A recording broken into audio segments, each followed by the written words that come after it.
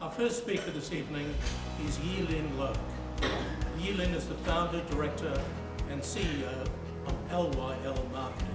Yee Lin ensures that businesses aren't just seen, but are actually chosen. So please welcome Yee Lin Loke.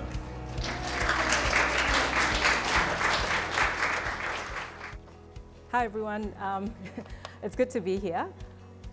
If you'd asked me 10, 20, 30 years ago if I would be standing here today presenting, I would have told you you're full of crap. I would never have thought I would be standing here sharing my business journey with everyone today. And you know, the fact is, in small business, the journey is not perfect. It's not an overnight success. And I believe that there's a lot of vulnerability, there's a lot of grit, perseverance, and also having the path of finding yourself throughout this process. So I just want to tell everyone how I started my journey. I actually graduated and had an accounting bachelor's degree. I worked at Ernst & Young, and funny enough, I'm here today doing marketing, right? I went into Ernst & Young, did audit. Trust me, it wasn't something I wanted to do.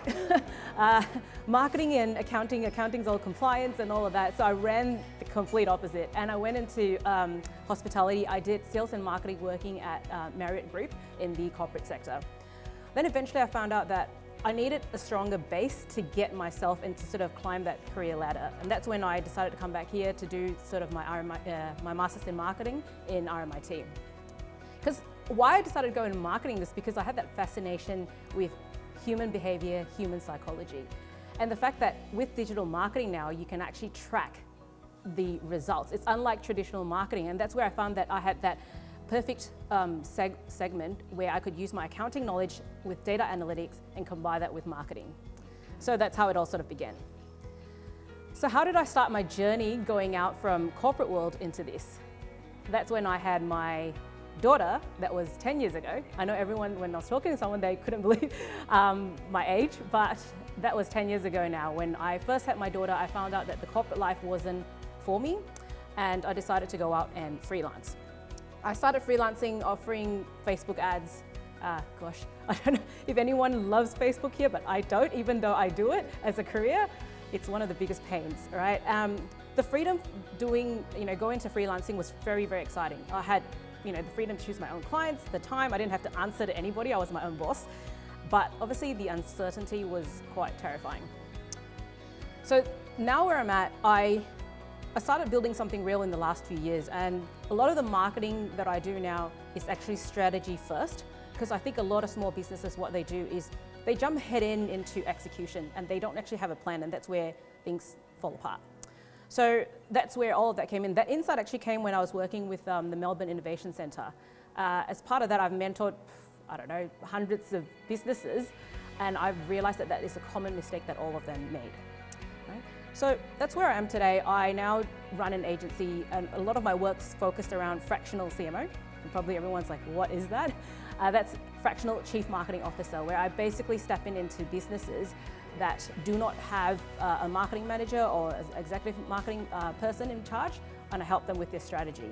So I help them grow and I help them build their systems and so on. And I also have a lead generation agency that specializes in B2B, cold outreach, and also paid advertising. Now, this is the challenges that we all have when we run a business. I won't run through every single one of them. When I started freelancing, I worked a lot in the medical and sort of beauty industry. And even until today, I think every niche has its own challenges. And one of the things with beauty was that it was very seasonal. And in an economy downturn, I find that a lot of people tend to push that aside. So it became hard to sort of sustain. Then we talk about the changing digital landscapes. In digital marketing, you're at the mercy, especially back then, of Meta, Google ads, of Google, because these are the tech giants. They change the algorithm, you're screwed. So, it wasn't very sustainable. And on top of that, this comes back to that initial part where I wouldn't believe I'm standing here talking, because I had a fear of sales and I have a fear of speaking. It was so bad. I had to train so much in order to overcome those hurdles in the last few years. And then eventually, I think, I was lucky enough to actually find a partner in the US And that helped me grow quite a fair bit because they did all the sales and I did actually the delivery of the work. And that also helped me through COVID because, everyone, we were shut down in Melbourne, but I was lucky that I had US clients because they just kept on going, which is funny enough. That helped me through quite a lot. And then as going after COVID, I tried to grow the agency. And Lydia, you probably know a lot of this. I hired a lot of people. I kept spending a lot of money. And to be fair, that maybe was one of my biggest downfalls in that process because I wasn't ready to grow at that point in time. Like I had all the technical skills, I had all the other stuff. Maybe the business acumen part of it just wasn't there, right? But again, I look at it, it's not a failure. At that point, I remember still saying to Lydia, I said, I think I've failed. I didn't want to admit it, But I look at it as a huge learning curve for myself. And then on top of that, when I was growing my business, I thought very hard if I wanted to share this, because not many people know this, but I thought that's also part of the journey of running a small business is your life. Your personal life is also part of your business life. And at that time during COVID, I just had my second daughter, and she was diagnosed with a rare genetic disorder. And at that time, no one knew what it was. Like, it was so rare. There was probably like 2,000 people in the world that had it. So in and out of hospital, doing all these tests, biopsies on her, nobody knew what it was. And I was still trying to grow that business at a time. I had a team that I had to support. It was very hard. And I had a child, the older child was in prep as well. So on top of all that, I still had my father-in-law who was going through cancer, and he stayed with us because my husband was the only son, so we had to care for him. So look at it from both ways. Work was also a challenge because I had to balance all these duties, the carer duties, but at the same time it was an escape for me because I was able to have more certainty in my work. Or I could, there's just something that gave me purpose to move forward. The reality check. This is something that I know, Lydia, I had to send you all my numbers, my accounting numbers I can't remember however often, and I hated looking at it. I don't know how many of you here, cash flow is one of those biggest things. My revenue was growing, but my cash flow and what I was taking back wasn't, all right? So Lydia helped me realize a lot of that, and I really had to make a lot of hard choices. At that time, I had a team of 4, and I had to let go of some of them. I had to get back on my own 2 feet, right? So Lydia supported me throughout this whole process in getting things in order and, really getting things back on my feet.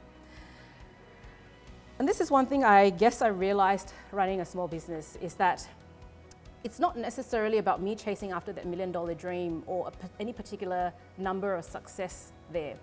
The journey was about, the unbecoming of everything that is not me, to actually find something that truly represents what I want to do. And today I'm really happy where I'm at. I spend time with my kids. I do a lot of travel. I love that. And I couldn't be happier with the fractional CMO work that I'm doing because people find that when I work with clients, they actually understand why they're doing something and things are just a lot more meaningful. And the relationship with clients are a lot better because I know the agency space has quite a bad rep in general, but this is one of those things that has made my work a lot more meaningful. Now, I'll wrap up this way and say the journey of a small business owner isn't always just about the numbers. Yes, we all want to make profits. We all want to make money. That's why we go into small business. But it's also about truly creating a life that you want. And sometimes the biggest success for me is having the courage to redefine what that actually means to you. So yeah, thank you.